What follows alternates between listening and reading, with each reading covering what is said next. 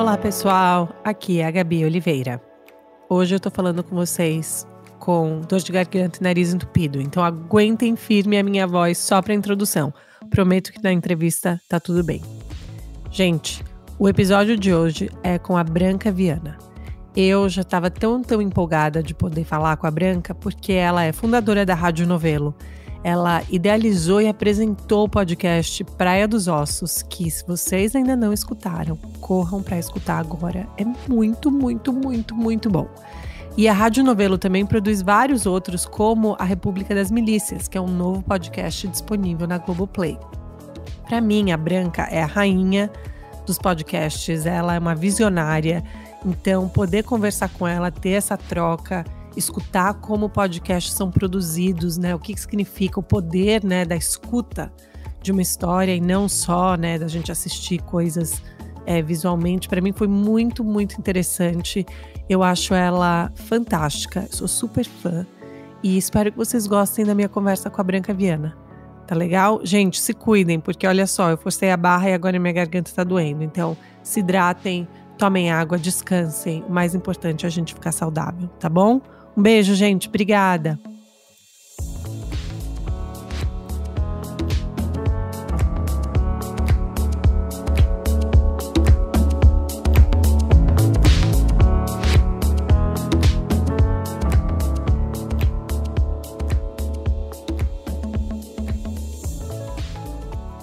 Mas eu tô tão feliz, Branca, que você topou essa conversa. Tenho que agradecer ao Fábio, né, por ter feito essa ponte, mas fico muito feliz por você ter topado. Eu sou fã, tô tipo celebridade, chocada.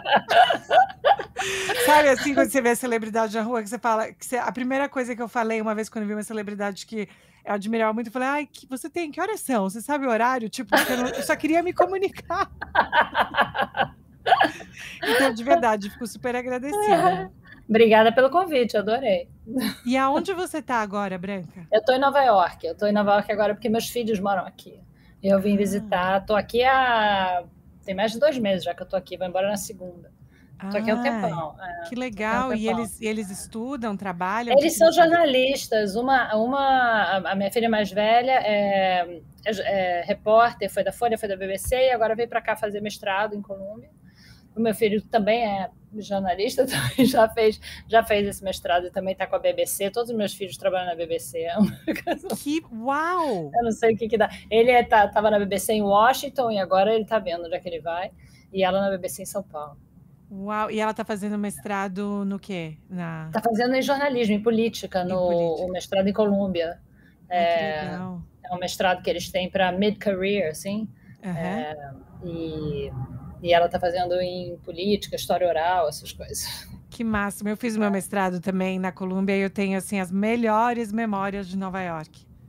É maravilhoso, né? É muito bom. E eu acho que é muito bom mesmo para essa idade. Eu acho que, assim, fazer undergrad aqui é um pouco demais, assim, duvido que a pessoa consiga estudar. Mas já sendo mais velha, aí eu acho que você consegue aproveitar tudo da cidade e, ao mesmo tempo, aproveitar o curso, né?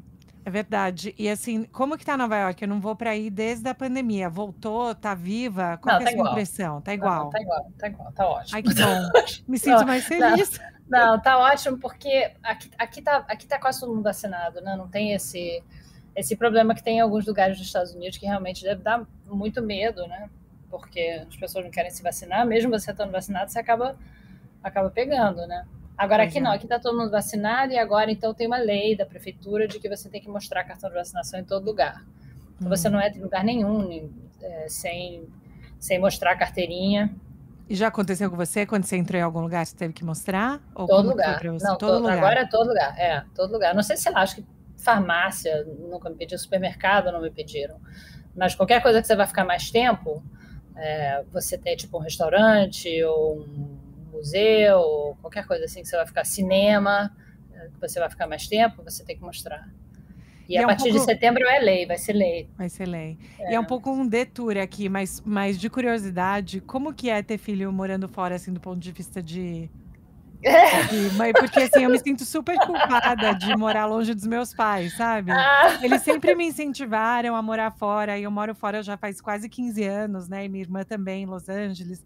Mas assim, eu tenho uma culpa, especialmente depois de ter meus filhos. Mas qual que é a sua relação com filhos morando fora? Eu acho que eu estou na posição dos teus pais, sabe? Eu sempre incentivei. Eles saíram de casa muito cedo, os dois fizeram a universidade fora. A Tá. minha filha estudou em Edimburgo, também saiu de casa, sei lá, com 18, 19 anos, fez faculdade lá. E o meu filho fez aqui em Brown, também saiu com, sei lá, 18 anos, não me lembro mais. E eu sempre incentivei, eu fui assim, a maior incentivadora deles fazerem isso. Mas para os pais é horrível, viu?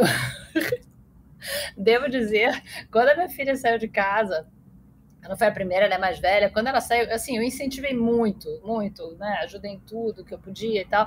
Achei maravilhoso. Fui lá com ela. Então, eu fui lá com ela ajudar ela a se instalar, né? Lá em Edimburgo, né? Fiquei lá, sei lá, uns 10 dias ajudando ela a se instalar. Quando eu voltei, assim, quando eu me despedi dela, que eu fui para o aeroporto, é que eu senti o baque, sabe? Ah, E aí eu fiz um voo que era Edimburgo, Londres, São Paulo, Rio de Janeiro. Eu chorei o voo inteiro. ah. As pessoas me olhavam. Teve uma mulher que me perguntou assim: minha filha, você perdeu alguém? Você falou, quase, é isso aí, esse é o caminho. Exatamente. Aí é que eu percebi, sabe, o baque que era quando eu voltei para o Brasil. E eu ainda tinha o meu filho em casa, que ele estava na escola ainda. Então, quando ele saiu, 3 anos depois, eu me preparei. Eu falei, bom, agora eu já sei que vai ser um horror, porque não vai ter ninguém. Então, eu vou me preparar. E como eu fui intérprete simultânea a vida inteira, é uma profissão que você tem bastante flexibilidade, sabe? Eu já sabia quando ele ia com muita antecedência, então eu peguei aquele semestre inteiro e falei, eu não vou aceitar nenhum trabalho e eu vou poder viajar, vou visitar a minha filha, vou visitar ele, vou viajar com meu marido, vou fazer assim, esquece trabalho, porque eu sei que eu vou ficar deprimida em casa se eu não puder fazer nada. Então eu liberei assim o meu calendário para todo aquele semestre, vim para cá com ele também ajudar ele a se instalar, aquelas coisas todas que a gente faz com o filho em college, né? Sim. Fiz aquilo tudo, mas quando acabou, eu fui para Edimburgo visitar minha filha. O meu marido estava fazendo muita viagem de trabalho. Eu fui em tudo com ele, sabe? Coisa que eu nunca fiz. Em 30 anos de casamento, eu fiz naquele semestre, para ajudar a amortecer, sabe? Porque a gente leva um susto, sabe? Eu não achei que eu fosse ficar tão abalada, mas essa coisa de ninho vazio é real. É real, mas eu Real, acho né? ótimo. Enfim, acho ótimo. Não, eu tô sofrendo por antecedência, porque os meus têm 7 e 4 anos. E a gente brinca, o meu marido brinca com o de 7 anos, fala: você sabe que o papai vai se mudar com você pro seu dorm, né? Porque... E ele fala: não, não quero, não quero. Que bom que ele já fala que não quero, né? Já está preparando você para. Aí ele fala: mas eu vou, a gente joga videogame junto, eu e você. Mas é porque meu marido é americano, então ele também, né, essa vivência de sair de casa com 18 anos, que seus filhos, né, tiveram assim dessa maneira, para mim eu não tive, então eu imagino que deve ser baque atrás de baque também, né, quando eles vão ficando mais tempo mais longe.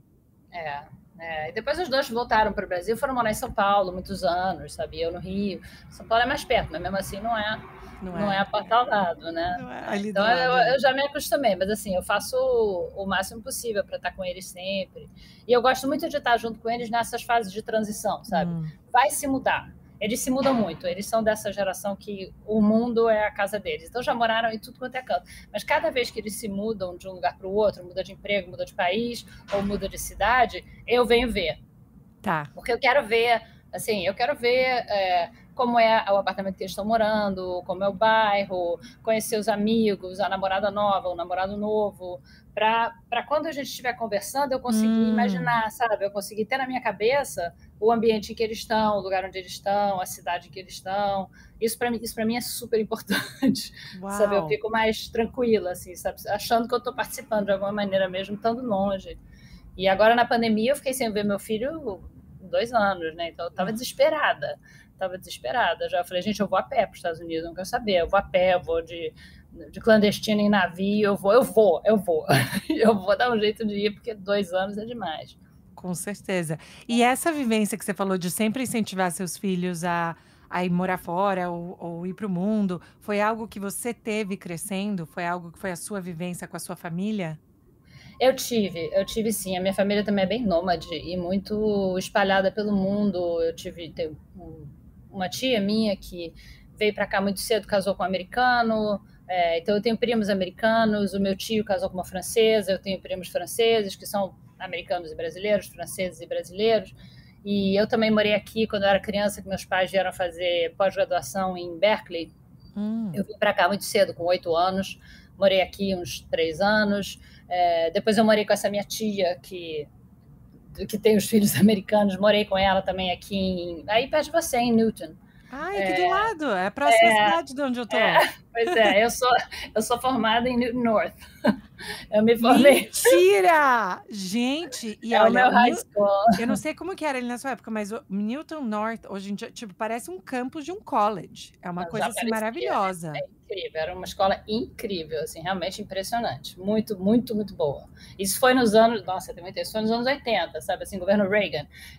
Governo Reagan, foi o governo Reagan, gente, acho que foi até antes, porque eu tava em Newton North na crise dos reféns no Irã. Uau. Quando foi isso? 79, 78, por aí, né? Então, de Carter para Reagan, né? Uau. Mas a escola incrível, foi ótimo, uma delícia. Então, você gostou de ter essa experiência? Assim, como que era a sua relação com o idioma, com língua? Você já gostava desde pequena? Já, porque como eu aprendi inglês muito pequena, quando meus pais vieram para cá, quando a gente veio morar em Berkeley, em 1970, aliás, lugar animado para estar em 1970, era Berkeley. Até eu, com 8 anos, eu via que era uma coisa animada aquilo, super legal. Eu não falava nada de inglês, assim, quando eu cheguei aqui, mas em criança você pega muito rápido, né? Então, coisa de 2, 3 meses, eu e a minha irmã só falávamos inglês uma com a outra, a gente, sabe, já, assim, eu não me lembro de aprender. Eu me lembro de não saber e depois de saber, sabe? Uau. Mas eu não me lembro como foi que aconteceu, porque criança é assim, né? Então a gente, como eu tenho primos americanos, toda uma família americana, a gente sempre manteve muito contato. E depois eu virei intérprete simultânea, então eu sempre tive que falar outras línguas a vida toda, né? Especialmente inglês, que é a língua mais usada para interpretação simultânea no Brasil, é inglês, né? Então o problema da língua nunca foi um problema, na verdade. Mas assim, você tinha uma... Porque ser intérprete, eu tenho, assim, uma admiração real. Tipo, meu primeiro... Quando eu fazia meu mestrado em Nova York, eu fiz um estágio na ONU. E aí o meu chefe, na época, né, um brasileiro, falou, olha, você tem que ir para essa reunião e anotar. O seu papel é anotar tudo que for falado. E eu parei de anotar, porque eu fiquei olhando lá para as caixinhas lá em cima. E eu ficava mudando o canal. Porque eu queria escutar em russo, eu queria escutar em todas as línguas. E ele falou, cadê suas anotações? Eu falei, não fiz, porque eu fiquei deslumbrada. E assim, é de uma coisa que não basta só, né, saber a língua. Não. Tipo, você tem que ter um outro lance no seu cérebro. O que tem que ter para isso acontecer? Não, é técnica, né? É uma habilidade muito, muito técnica. Você aprende, você estuda isso, né? Eu sou formada em interpretação na PUC Rio, depois fiz milhões de outros cursos, depois fiz um mestrado em ensino de interpretação, porque eu já estava dando aula na PUC Rio, no curso de intérprete no qual eu tinha me formado 20 anos antes. Então eu dei aula muitos anos na PUC Rio de interpretação. E aí, para isso, eu fiz um mestrado na Universidade de Genebra de ensino de interpretação, para aprender a ensinar a interpretação, sabe?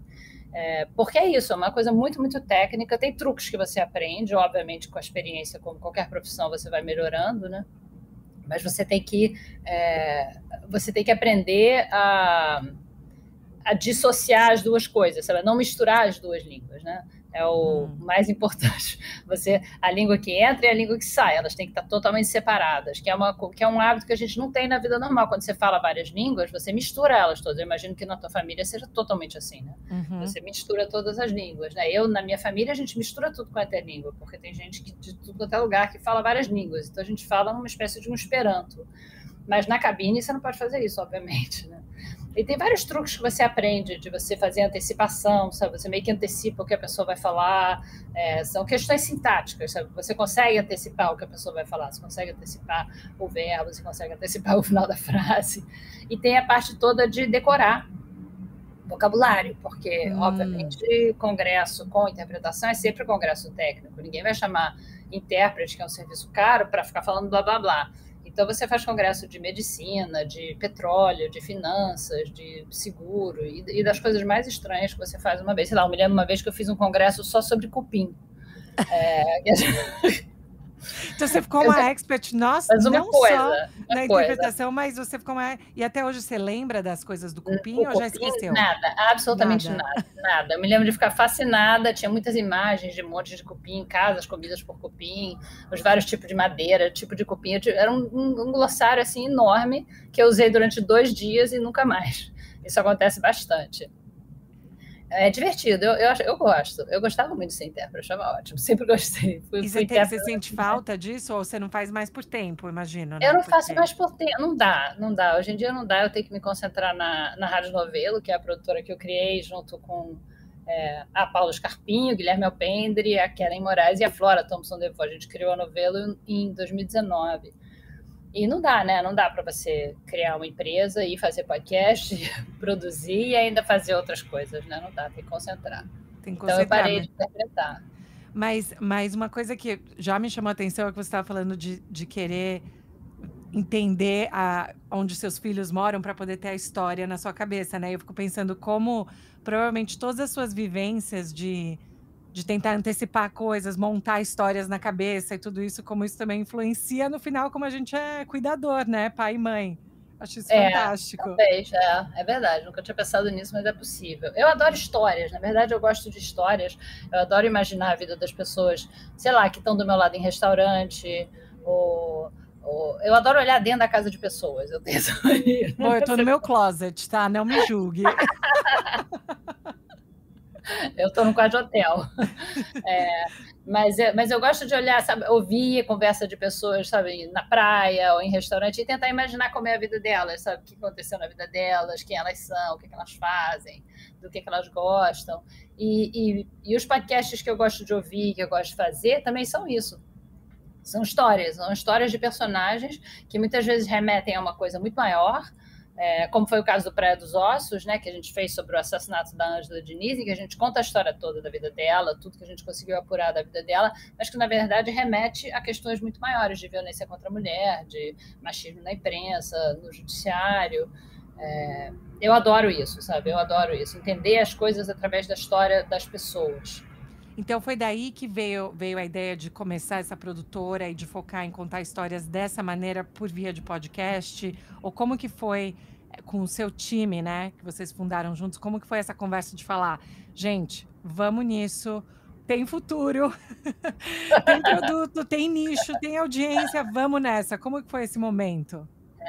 A gente resolveu fundar a Novelo porque a gente queria muito fazer esse tipo de podcast. A gente estava fazendo um podcast que eu fazia na revista Piauí, chamado Maria Vai com as Outras, sobre mulher e mercado de trabalho, que eu fiz durante 2 anos, teve 4 temporadas, e a Paulinha também fazia, ela dirigia na época o Foro de Teresina, o podcast de política da Piauí, que é um podcast semanal, que hoje em dia é produzido pela Novelo. Então, a gente tinha... durante muitos anos, a gente queria que a Piauí fizesse podcasts, e algumas pessoas queriam, especialmente a Paulinha, porque ela era repórter de lá, eu não tenho nada a ver com a Piauí, eu era colaboradora, de vez em quando eu escrevo para eles.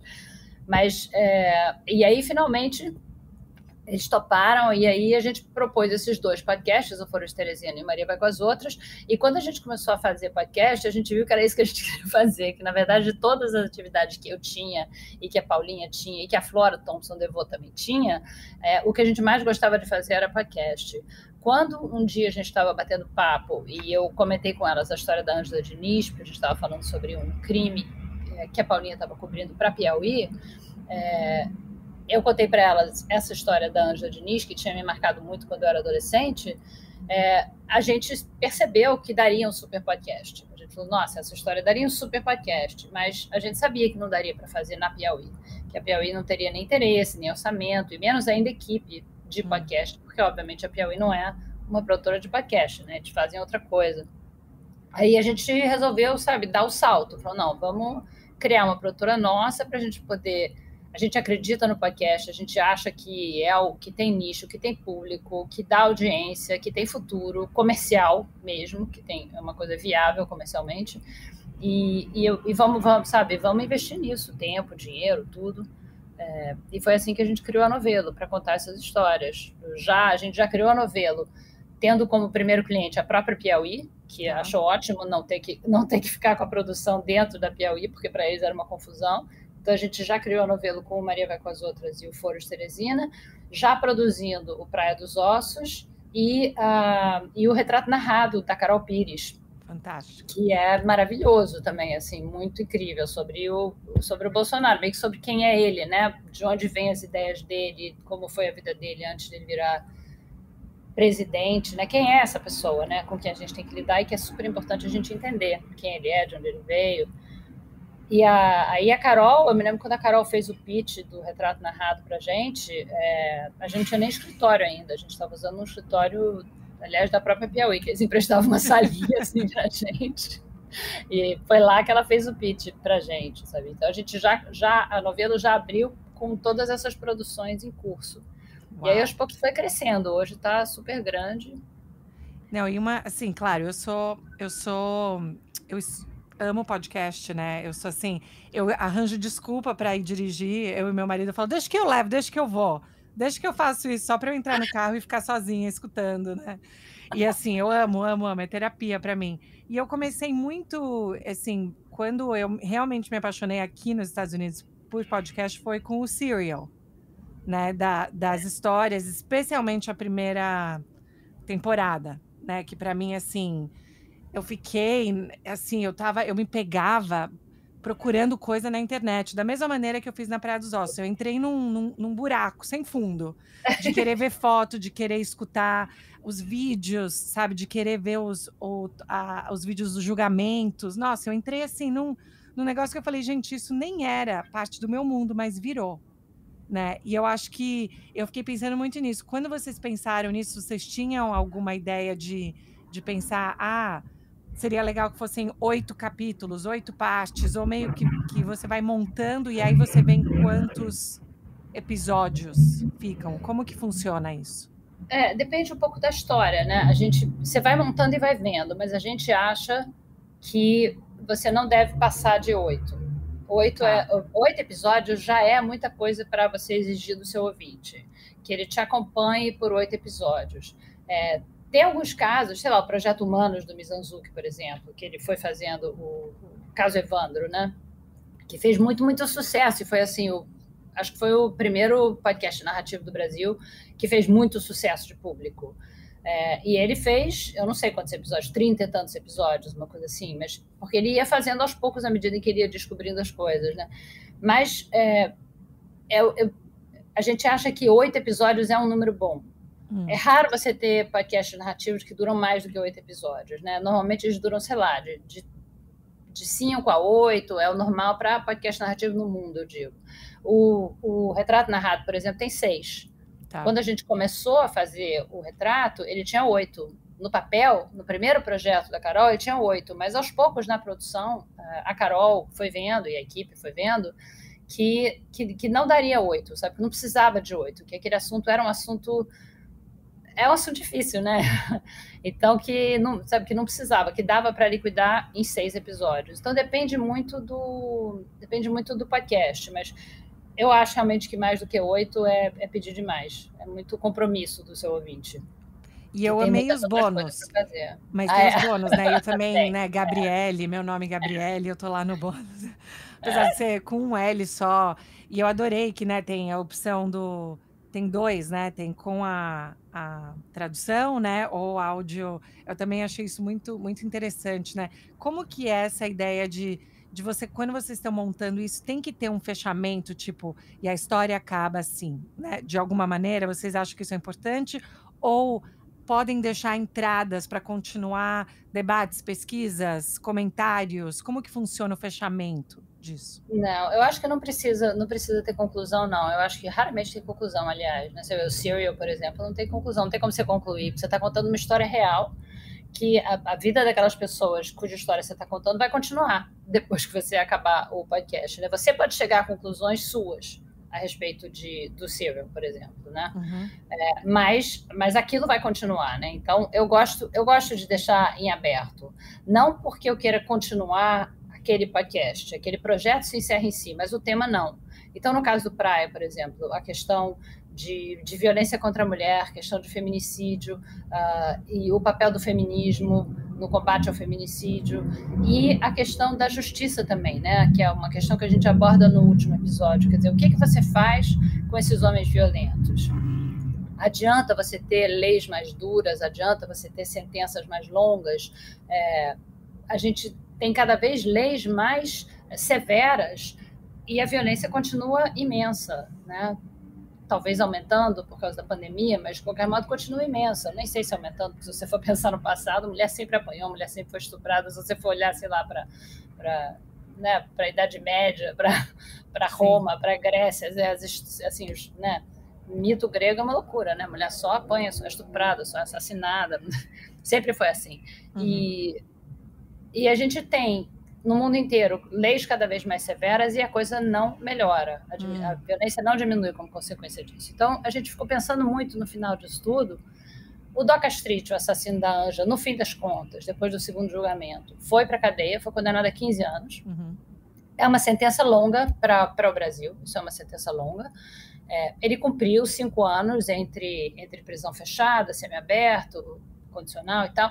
Ele cumpriu 5 anos de prisão mesmo, foi para uma dessas prisões, foi para várias prisões transferidas, mas prisões dessas, bem prisões ruins, que você, né, prisão no Brasil não é mais difícil ainda do que só a prisão em si, e você fica pensando, de que isso adiantou, né? De que isso adiantou para a família da Ângela, o que adiantou para a sociedade, de que isso adiantou para ele mesmo como reflexão do que ele fez, e a impressão que dá é que não adiantou nada. Não.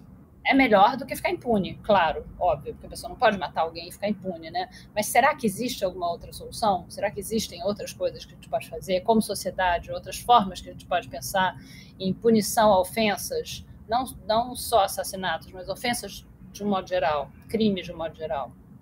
Como lidar com isso, né?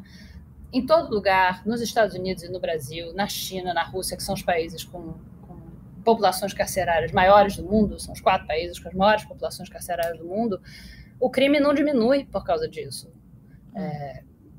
Então, de que adianta, né? O que adianta a prisão? O que adianta esse sistema carcerário louco que a gente tem?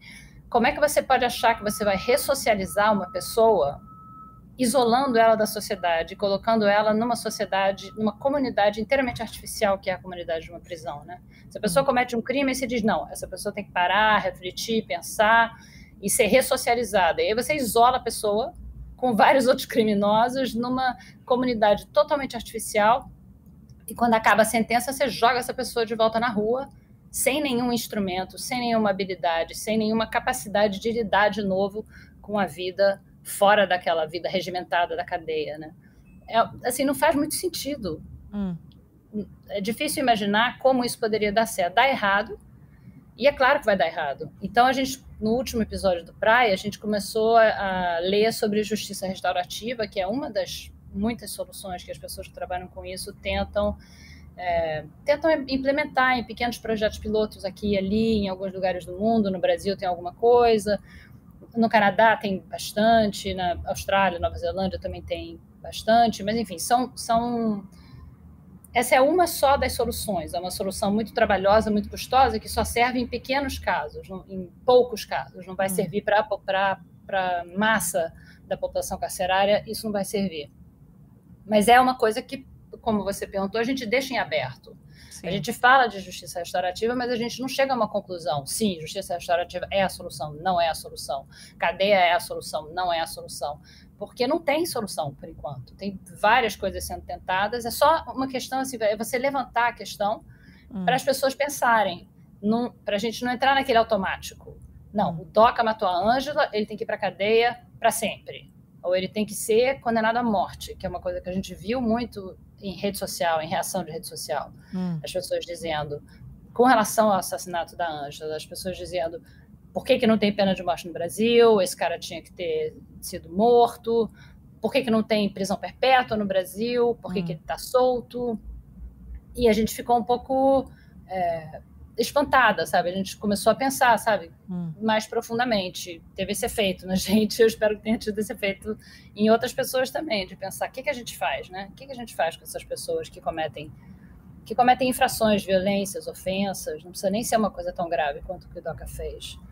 Jovens infratores, o que você faz com jovens infratores? Nossa, isso com certeza. E isso que eu ia te perguntar, como que foi a repercussão? Você já falou um pouquinho agora que teve muito disso das pessoas falarem, né? Por que que não tem prisão perpétua, pena de morte, tudo isso. Como que foi a repercussão até para as pessoas, e eu não sei quem estaria ainda, mas das pessoas que eram próximas dos dois, familiares, ou depois, não sei se eles escutaram tudo e houve um diálogo depois. Como que foi também a repercussão para pessoas que se sentem que viveram aquilo mais próximo? Vocês receberam alguma comunicação? Das famílias dos dois, não. A gente do lado do Doca nada, a gente não sabe se ele ouviu. Obviamente, a gente mandou tudo para ele porque ele foi entrevistado, né? No episódio 6 a gente conversa com ele, mas a gente não sabe do resultado. Da família da Ângela, algumas pessoas disseram para a gente que tinha pessoas da família dela que tinham ouvido e que tinham gostado, mas eu não sei, eu não falei com eles. Inclusive, a gente, obviamente, jornalisticamente, a gente queria falar com a família da Ângela. A gente conversou com um tio dela, que está entrevistado no programa, que explicou para a gente todo um período da vida dela em que ela estava, enfim, em que teve um assassinato que aconteceu na casa dela, né? Que o cara com quem ela estava saindo matou um rapaz no jardim da casa dela. E a gente queria entender isso, porque esse tio dela era o advogado dela, foi advogado dela nesse caso, e a família deu permissão para que ele falasse com a gente. Então, quando a gente contatou ele foi falar lá com os sobrinhos, sobrinhas e sobrinhos netos e tal, para saber se ele podia falar com a gente. Eles deixaram. Então, isso já foi bom. Mas a gente tentou não envolver os filhos de ninguém, porque os filhos de ninguém não tem nada a ver com isso. Os filhos do Doca não tem nada a ver com o que o pai fez, os netos do Doca, a mulher do Doca, ninguém tem nada com isso.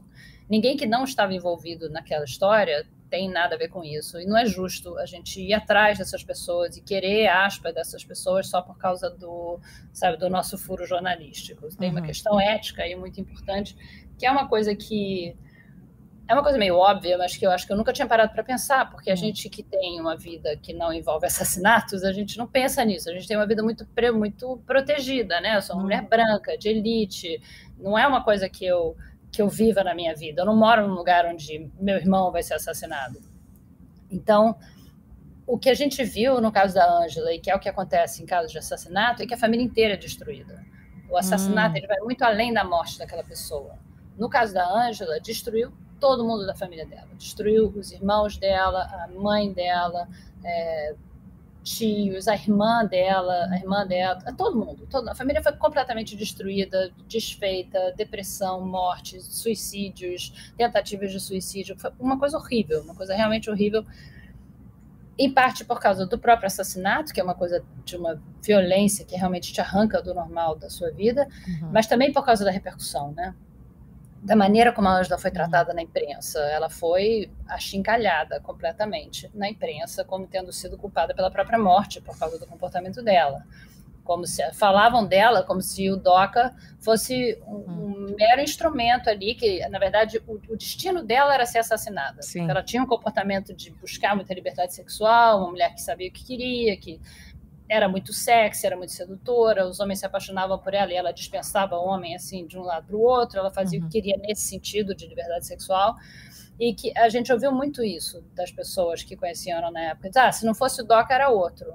Teria sido o Ibrahim, teria sido outro, qualquer um poderia ter matado ela, como se o assassinato dela estivesse nela. E não nele, que foi quem matou. Então, podia ser outro, era um coringa. Mas não, o assassinato estaria nela. E ela, o destino dela era morrer assassinada, que é uma ideia louca, né? É uma coisa assim, é uma ideia muito louca que a gente ouviu muito.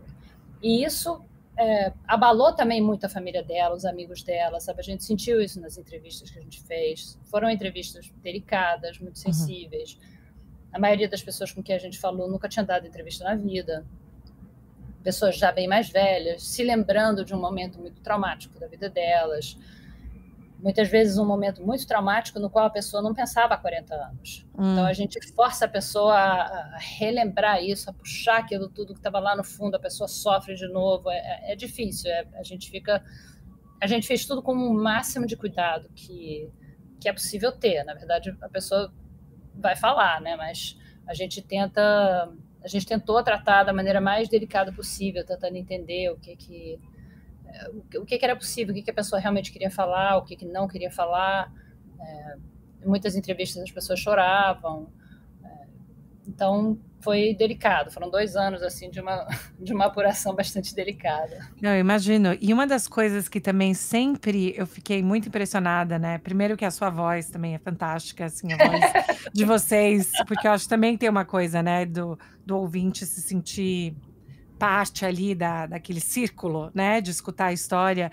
E como que funciona essa parte, assim, de decidir como vocês começam um episódio, o que tem que ser falado, tem que ter um argumento, ou tem que ter alguma coisa principal, ou às vezes pode ser um episódio de ponte, que vai levar de um lado, né, de um pedaço para o outro. E eu acho também fantástica a música, né, como o uso da música também para isso. Então, como que essas decisões são feitas em termos de qual entrevista usar, quando, que música, qual parte, como que funciona esse processo? Isso é com roteirista, né? Roteirista mesmo, roteirista de cinema, de TV, especialmente gente que trabalha com séries de TV, sabe? Que sabe fazer gancho, sabe fazer twist, sabe envolver o ouvinte dessa maneira, né? A gente achou, eu, a Flora, a Paulinha, a Paula Scarpim e a Laís Lifshitz, que foi quem montou, a gente achou que nós 4 íamos conseguir montar o Praia. A gente tentou durante meses, e quando chegou na 12ª versão do primeiro episódio, já com música, mixado, eu parei de contar. Foi mais do que isso. Mas eu parei de contar na 12ª, que eu falei, você está me deprimindo muito, a gente nunca vai conseguir fazer esse podcast. Aí a gente falou, não, a gente precisa de profissionais. Ninguém aqui é roteirista, vamos chamar roteiristas. Então a gente chamou roteiristas para trabalhar com a gente, que foi o pessoal da Segundo Andar, o Aurélio Aragão e o Rafael Espínola, e foi maravilhoso tê-los, porque eles têm essa técnica de como escrever roteiro, de escolher como vai começar, como vai fazer o gancho de um episódio para o outro, para que o ouvinte queira continuar ouvindo, o que é importante, o que não é. E foi também muito bom ter olhos frescos no projeto, porque como a gente já estava naquele projeto há mais de um ano, a gente estava muito envolvida naquele material, a gente já não tinha, a gente não tinha distância mais. Então tinha muita coisa que a gente achava que era fundamental e que eles achavam uma porcaria. Então eles diziam, vocês insistem em botar esse personagem aqui, esse personagem tem nenhum interesse. Não serve pra nada, não tem graça, não avança a narrativa, não contribui nada. Vocês estão achando graça porque vocês estavam lá na hora, entendeu? Esquece isso, desapega. Então foi assim, um ano de exercício de desapego do nosso material. Eles trabalhavam mais proximamente com a Flora, faziam sala de roteiro com a Flora, depois passava para a Paulinha, e a Paulinha fazia um pente fino, reescrevia, mexia em coisa, e depois vinha para mim o roteiro. E aí, quando vinha para mim, eu também mexia, enfim, botava coisa, tirava coisa, mas a minha função principal era tornar aquele roteiro meu, uma coisa que tivesse a minha cara, que eu pudesse falar de maneira espontânea, que tivesse a minha cara, que não tivesse cara de uma coisa lida, porque é lido, é tudo lido, mas que tivesse assim as minhas expressões idiomáticas, exemplos que eu daria, coisas que eu falo, coisas que eu falaria na realidade, e não da boca dos outros, porque senão fica estranho. E tem uma questão bem importante de geração. Eu sou muito mais velha do que o resto da minha equipe. Então, tem coisas que eles dizem e que eu jamais diria, nunca sairia da minha boca. Então, tem um exemplo? Não me lembro, mas teve tanta coisa, eu acho que eu não me lembro, porque teve tanta coisa, todos os roteiros tinham, sabe? Coisas que às vezes eu olhava e dizia, que é isso? Eu não sei nem o que é isso, como é que eu vou dizer isso? Eu não sei nem o que é isso, não tem... E também tem questão de região, sabe? A Paulinha é paulista, eu sou carioca, então tinha coisas que ela dizia, eu dizia, mas eu não digo isso, ninguém diz isso no Rio, não é assim que a gente fala isso, e aí eu ia trocando. Para ficar realmente com a minha cara, sabe? Isso eu acho que deu certo, porque as pessoas que me conhecem, quando ouvem, dizem, nossa, é assim, é totalmente você falando. Olha, a gente vê que é você falando. Esse era mais o meu papel com o roteiro, sabe? Mas isso que você está falando de gancho, de fluxo, é roteirista. E a música, né? A música, assim... A gente encontrou o Pedro Leal Davi, que já fez muitas outras coisas com a gente, inclusive a música do Milícias, do República das Milícias, que já está no ar. Ele é muito bom e muito bom compositor, e mais ainda, ele ele entende o que a gente dá para ele como briefing, sabe? Porque ninguém do lado de cá é músico. Então, os briefings que a gente dá para ele são absurdos. Eu não sei se ele entende ou se ele ignora e vai fazer a coisa dele. Ele diz, claro, entendi, boa ideia, vai cuidar da vida. Porque era coisa assim, Pedro, a gente quer uma coisa assim, sabe aquele vibe, assim, o estilo com gelo, anos 70? E ele dizia, sim, claro, pode deixar. E aí ele vinha com uma coisa que a gente achava maravilhosa. Agora, entendeu? Que diabos significa isso, né? Mas ele ia lá e fazia. Eu acho a música do Praia, assim, uma obra-prima. Eu adoro. Incrível. E como que você... Porque agora tem o novo, né? Que você tá falando que hoje é a estreia, mas a gente... Esse episódio não vai sair exatamente, mas para as pessoas irem verem. Então, como que foi a decisão de aí ir para esse projeto, né? Porque vocês têm a produtora, né? Vocês estão produzindo várias coisas. No caso da Carol, você falou, ela fez esse pitch, ela falou isso, mas também tem coisas que vocês geram, né? Imagino como foi o Praia dos Ossos. Então, assim, como que é esse movimento de...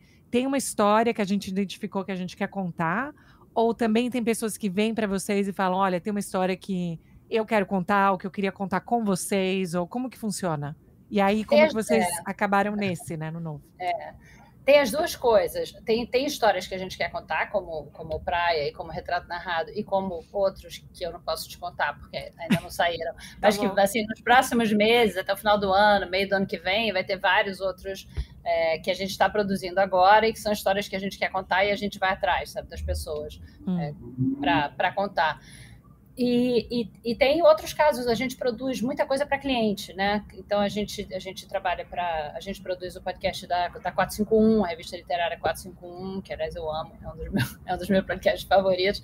A gente produz os podcasts da Repórter Brasil, da Japan House, enfim, do Laut. Tem um monte de gente para quem a gente produz podcasts. Eles querem fazer podcasts, eles vêm para a gente, aí decide-se em conjunto como vai ser o formato, o que o cliente quer, e aí, assim, como uma produtora de qualquer outra coisa, né?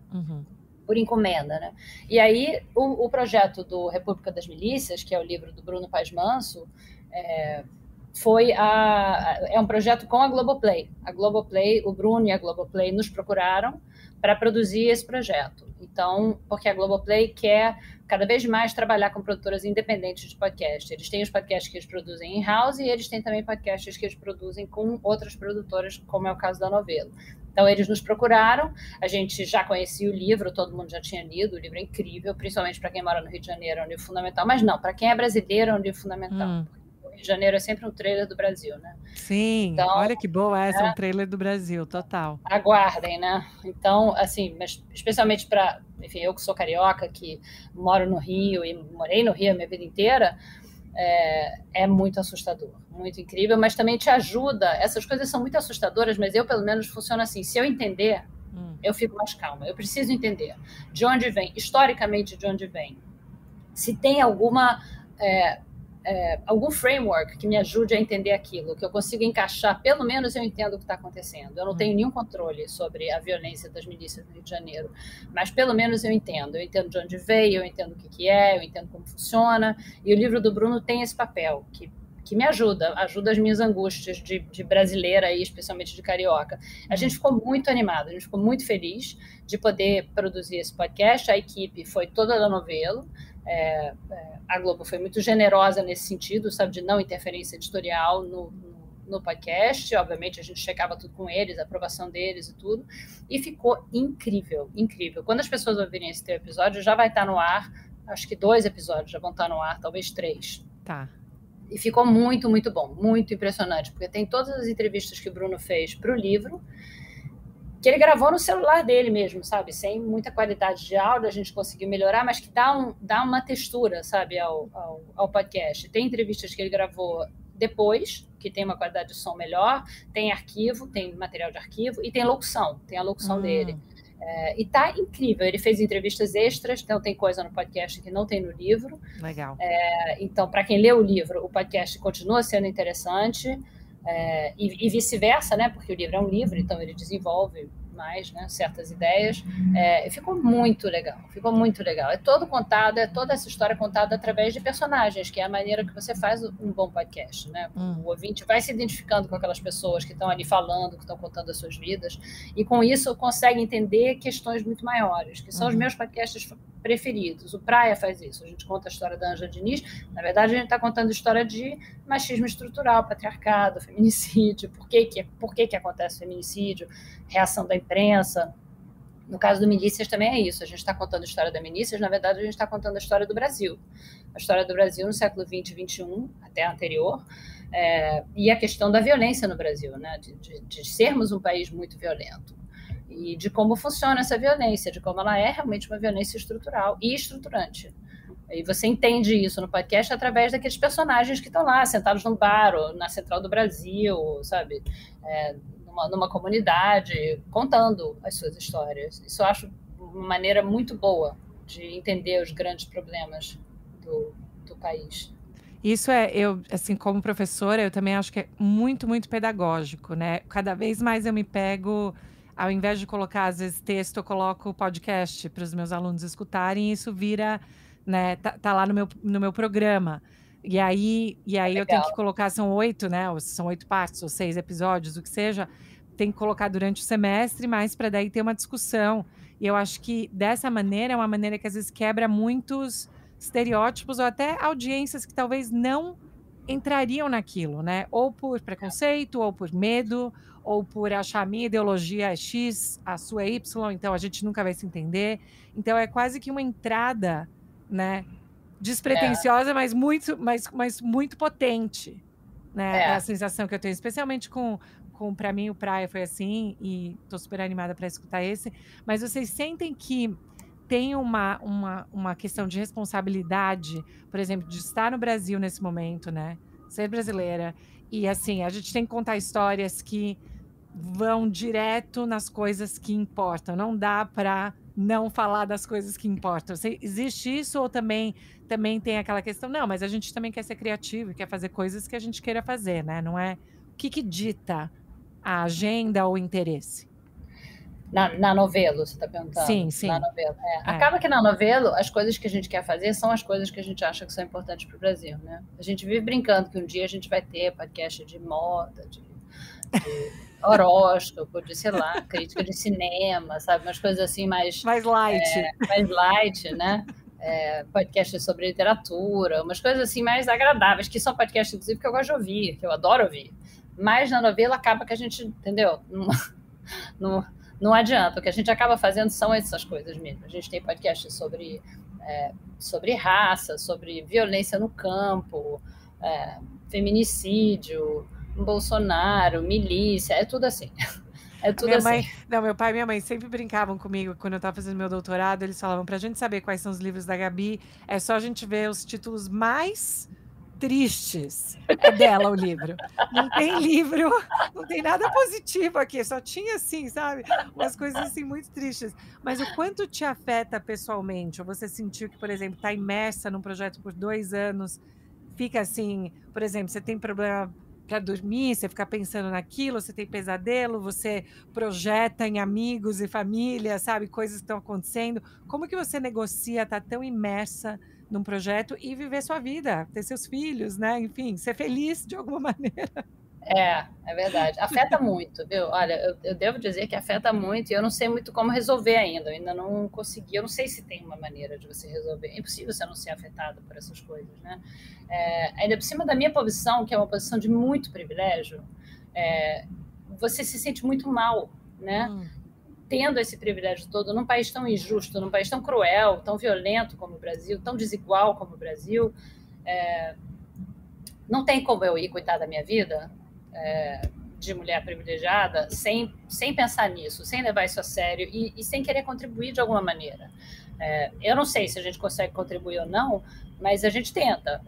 Acho que a nossa obrigação é tentar. Tem que tentar contribuir de alguma maneira. E também esses são os assuntos que interessam à equipe, sabe? Todo mundo na novela. A gente quer tratar dessas questões complicadas, espinhosas do Brasil, E a gente acha que podcast tem exatamente isso que você falou, tem uma capacidade de atingir pessoas que talvez não se interessassem por esses temas, porque um bom podcast, especialmente os narrativos, é uma boa história bem contada. E quase todo mundo gosta de uma história bem contada. Independente de qual é a história, você gosta. Se a história está bem contada, você vai querer ouvir aquela história. E aí, talvez você comece a pensar um pouco sobre o que está contado ali naquela história, né? Então, isso não tem jeito. Esses são os temas que a novela trata e dificilmente a gente vai mudar. A gente sempre brinca, não, vamos fazer um podcast só sobre cachorrinhos fofos, mas aí vai acabar sendo sobre cachorro abandonado, sobre sinomose, sabe? Assim, não tem dúvida. A gente vai começar a estudar e apurar os cachorrinhos fofos e a gente vai acabar em cachorro atropelado na estrada. Não tem jeito. E assim, eu sei que o nosso tempo está quase acabando, mas queria muito escutar qual que foi das entrevistas ou do momento quando vocês estavam fazendo a praia, qual que foi o momento para você mais assim, não difícil, mas que para você foi mais chocante, ou que você teve que falar, nossa, calma, eu preciso pensar um pouco mais sobre isso, assim, algum momento chave que para você ou mudou sua percepção ou confirmou, mas que te marcou? Bom, teve a entrevista com o Doca, né? Que foi tensa, pelo menos até um certo ponto foi tensa, mas não é que ela tenha me marcado, porque na verdade o Doca não surpreende, assim, além do que a gente já sabia dele. Também a gente já estava apurando o homem há 2 anos, então não é culpa dele que ele não tenha surpreendido, porque a gente já sabia tudo sobre ele mesmo. Mas foi um momento foi um momento de tensão, porque ele não queria ser entrevistado, ele já tinha me dito que não. Quando ele finalmente aceitou, a minha tensão, que você sente na minha voz quando você ouve o podcast, era o meu medo de eu, como entrevistadora, desperdiçar aquela oportunidade que a minha produtora tinha conseguido para mim, entendeu? Ela lutou quase 1 ano para conseguir aquela entrevista, entendeu? E eu olhando para aquele homem que estava de óculos escuros, em pé, não queria sentar na poltrona da casa do amigo dele, dizendo que não queria ser entrevistado, ao mesmo tempo assinou o termo de autorização. Então, sabe, era aquela coisa ambígua. E eu pensando, como é que eu vou fazer para não desperdiçar essa chance que a Cláudia me deu? A Cláudia Nogaroto, que é a minha produtora. E, sabe, como que eu vou fazer ele se sentir tranquilo? Como que eu vou fazer ele confiar em mim? E aos poucos foi indo. Depois de uma meia hora, mais ou menos, uns 40 minutos, ele já estava tranquilo, ele sentou na poltrona, já estava falando. Aí passou, aí tudo bem. Aí eu já não estava nem mais pensando nisso, já estava mesmo querendo fazer as perguntas que eu queria fazer. Então teve essa. Teve outras. A entrevista que a gente fez com o Fred Dorei, um grande amigo da Ângela, que mora em Portugal, ele morreu já, ele morava em Portugal, que a gente fez por telefone. Foi uma entrevista muito comovente, porque ele chorou durante a entrevista. Mesmo quando ele não está chorando, a gente sente na voz dele a emoção, o amor que ele tinha por ela, a falta que ele faz, a raiva que ele tem do Doca até hoje. Foi uma entrevista difícil, porque você fica pensando, pô, sabe, o cara tá com 80 e muitos anos, lá em Portugal, feliz da vida dele, sabe? Totalmente mereceu esse descanso, sabe? Venho eu aqui remexer uma história que foi muito dolorosa para ele, da melhor amiga dele, que foi assassinada dessa maneira brutal, por um cara que ele também conhece desde criança, sabe? Você fica se sentindo meio cruel, sabe? Fazendo isso. Então, essa foi uma entrevista difícil também. Agora, as outras, ao mesmo tempo, foi uma entrevista maravilhosa. Maravilhosa. Foi uma entrevista incrível, em que a gente via a Ângela ali como pessoa, que era uma coisa que a gente queria muito ver. Eu acho que ele dá muito uma dimensão humana para a Ângela, uma dimensão de uma pessoa, que é o que ela não era só aquela coisa unidimensional que foi retratada na imprensa. Eu acho que tem essa função no podcast, de trazer a Ângela real para a gente, junto com todas as amigas dela que a gente entrevistou. Não, fantástico. Agora, entrevistas que chocam de certa forma, são boas para o podcast. Então, tem o Paulo Badu, um advogado de Cabo Frio, que fala barbaridades, assim, barbaridades sobre mulher, barbaridades, assim, mas ele fala loucuras. E essa entrevista foi maravilhosa, entendeu? Quanto mais ele falava, mais eu e a Flora ficávamos animados, que hoje em dia, esse homem é maravilhoso, porque esse homem te pega em 2020 e te joga em 1970.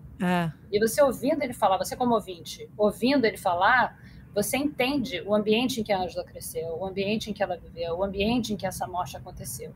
Porque ele tem essa cabeça, ele está em 1970 como homem, e como ideia de sociedade que ele tem na cabeça, é a sociedade daquela época. Então ele é um personagem muito útil. É muito chocante tudo que ele faz, mas não te choca como entrevistadora, não te choca, pelo contrário. Você vai ouvindo e você quer mais. Você quer que ele fale mais, você quer entender mais como é a cabeça desse homem, né? Foi uma outra entrevista que me marcou.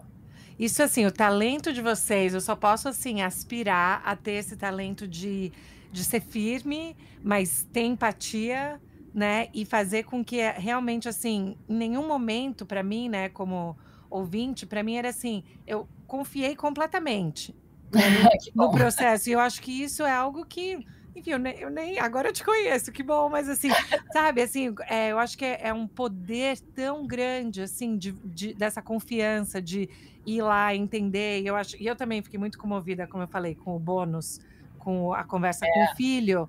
E eu pensei muito, assim, quando eu escutei o bônus, assim, eu botei minha mão assim no coração, sabe? Tipo, de pensar, poxa, tem coisas que a gente vai passar o resto da nossa vida tentando resolver, que não vão, né? E que é o processo de ficar tentando resolver, não vai ter uma resolução.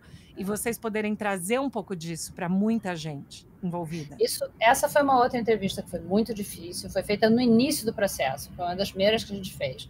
E dessa entrevista eu saí, foi ótimo ter dado, quer dizer, deu tudo certo, né? Uma entrevista que podia ter dado tudo errado. A gente podia ter destruído a vida desse cara, a gente podia ter deixado ele num buraco muito grande, sem que a gente pudesse, enfim, a gente não conhece ele, estava lá na Flórida e a gente no Rio de Janeiro. Mas foi uma entrevista que a gente fez, eu e a Flora, como todas as entrevistas que a Flora sempre estava comigo, mas foi uma entrevista que a gente fez da qual a gente saiu com a plena consciência do que a gente estava fazendo. Entendeu? A gente saiu e a gente falou, a gente escapou. Foi, sabe, dodging a bullet. Foi exatamente essa a expressão que a gente usou quando a gente saiu. A gente falou, a gente escapou. Dessa foi por um triz, deu tudo certo, ele ficou bem, ele gostou das informações que a gente passou para ele. A gente não... Eu imagino, espero que a gente não tenha aumentado o sofrimento dele, pelo contrário, pelo que ele diz pra gente, não, né? Pelo que ele diz, a gente, de certa forma, ajudou ele a ter um fechamento daquela história da mãe, mas podia ter dado tudo errado. E eu não sou psicóloga, a Flora não é psicóloga, a gente não sabe lidar com isso, a gente não conhece a pessoa, que direito a gente tem de entrar na vida de uma pessoa que a gente nunca viu na vida e remexer o baú do cara dessa maneira, entendeu? Contando coisas sobre a mãe dele que ele não sabia, e talvez fosse melhor não saber. Como é que eu vou saber se é melhor ele saber ou se é melhor ele não saber? É muito perigoso, então acho que tem que tomar muito cuidado, sabe, com isso, quando se trata de casos de crime. Por isso que eu não gosto muito de podcast de crime. Eu fiz mas eu não gosto. Mas o meu não é sobre o crime, eu espero que não seja sobre o crime, que seja sobre a repercussão do crime na sociedade, temas maiores. Mas podcast de crime, eu acho um perigo. É um perigo, que você está mexendo em coisas que você não tem o direito de mexer. Você não tem nem as habilidades necessárias para lidar com o efeito que você pode ter, e nem direito mesmo. Por quê? Que eu tenho direito de ir lá e conversar com uma pessoa que perdeu um filho.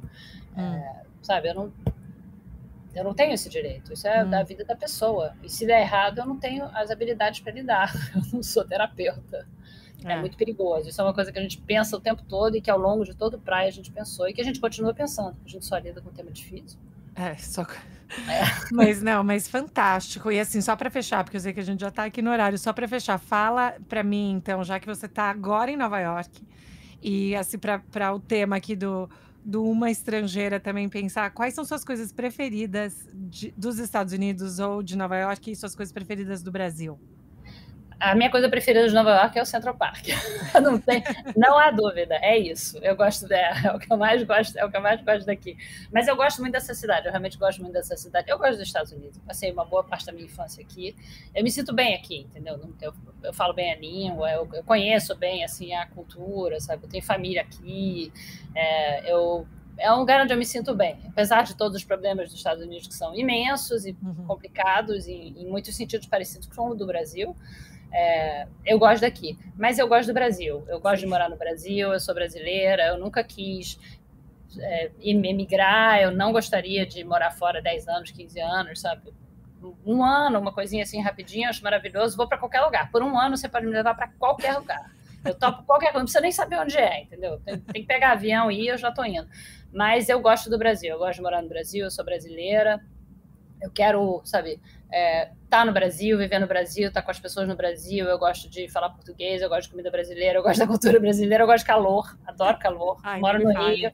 Moro no Rio, gosto de calor, adoro morar nos trópicos, eu acho os trópicos uma loucura de maravilha. Enfim, e mesmo com todos os problemas do Brasil, é lá que eu quero ficar. Adorei, fantástico.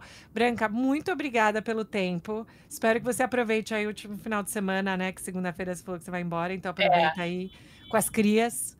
As crias. Mas que delícia, e adorar depois se a gente pudesse conversar mais pra frente de novo, quando eu puder escutar o Milícias, ia ser fantástico. Claro, tô super empolgada. E aí não é comigo, aí é com a Paula Scarpim.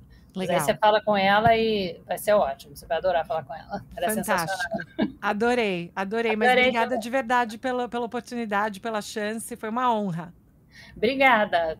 Adorei teu podcast também, viu, que eu não conhecia. Você é ótima entrevistadora, viu? Você pode ficar tranquila que você nervosa, tô nervosa. Assim, eu tenho que abrir o closet agora que eu tô suando aqui nas costas, porque eu falei, essa daqui eu não posso, não. Porque às vezes eu sei que minhas perguntas são meio longas, mas é que fica tudo na minha cabeça.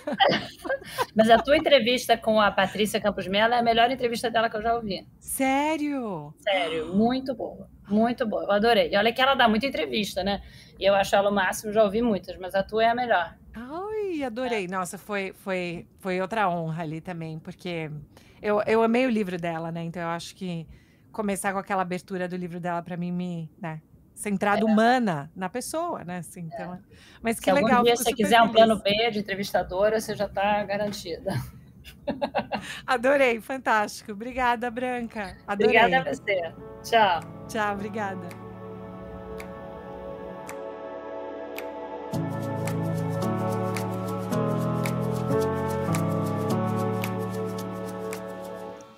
Esse foi meu papo com a Branca Viana. Demais, né? E o incrível que ela também é tradutora simultânea. Gente, eu tenho um respeito por essas pessoas, né, que conseguem ter registros diferentes no cérebro para poder fazer esse tipo de tradução simultânea, porque não adianta só saber, né, falar as línguas, mas é poder fazer esse tipo de articulação tão rápida. Eu esqueci de falar disso, mas sempre eu fico chocada com essa habilidade. Enfim, esse foi meu papo com a Branca. Eu mal posso esperar para ver os outros podcasts que ela produz e joga aí para o mundo para a gente poder consumir e aprender tanto. Um orgulho nacional, e fico tão feliz que ela topou. Então, gente, como sempre, vão lá no nosso Instagram, Estrangeira Podcast, ou mandem um e-mail pra gente no estrangeirapodcast@gmail.com. Espero que semana que vem minha voz esteja um pouco melhor, mas enfim, muito própolis e muita hidratação, né, gente? Se cuidem. Um beijo!